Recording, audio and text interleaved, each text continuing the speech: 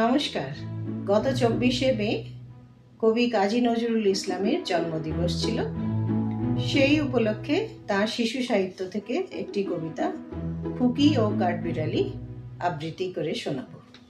কাঠবিড়ালি, কাঠবিড়ালি, পেয়ারা তুমি খাও, গুড়মুড়ি খাও, দুধ ভাত খাও, বাতাবি লেবু, লাউ, বিড়াল বাচ্চা, কুকুর ছানা তাও, ডাইনি তুমি হতকা পেটু, খাও একা পাও যেথায় যেটু, বাতাবি লেবু সকলগুলো একলা খেলে ডুবিয়ে নুলো, তবে যে ভারী লেজ উঁচিয়ে পুটুস পাটুস চাও, ছোঁচা তুমি, তোমার সঙ্গে আড়ি আমার যাও। কাঠবিড়ালি, বাঁদরি মুখী, মারবো ছুঁড়ে কিল, দেখনি তবে রাঙাদাকে ডাকবো, দেবে ঢিল, পেয়ারা দেবে, যা তুই ওচা, তাই তো তোর নাকটি বোচা, হুতমো চোখি, গাপুস গুপুস, একলাই খাও হাপুস হুপুস, পেটে তোমার পিলে হবে, কুড়ি কুষ্টি মুখে, হে ভগবান একটা পোকা চাষ পেটে ওর ঢুকে। ইস, খেও না মস্ত পানা ওই পাকাটাও, আমিও খুবই পেয়ারা খাই যে, একটি আমায় দাও। কাঠবিড়ালি, তুমি আমার ছর্দি হবে, বৌদি হবে,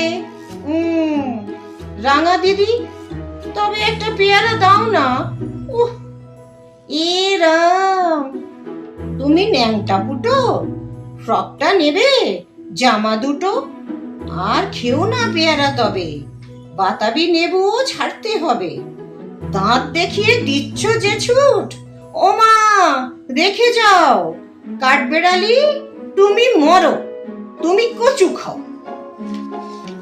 এই ছোট্ট একটি যে কবিতা, একটি ছোট্ট বাচ্চা সে কত সুন্দর কথোপকথন যে করছে, একটি সরল নিজের মনের নির্মলতা, এক রাস সরল মনের বিস্ময় নিয়ে।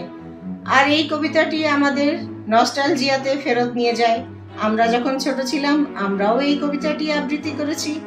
এখনো আমরা দুর্গা পুজোর সময় নানান প্যান্ডেলে ছোট বাচ্চাদের মুখে এই কবিতাটি শুনতে পাই।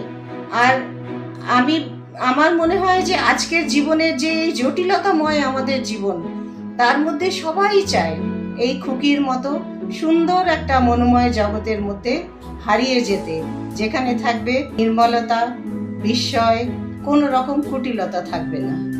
নমস্কার।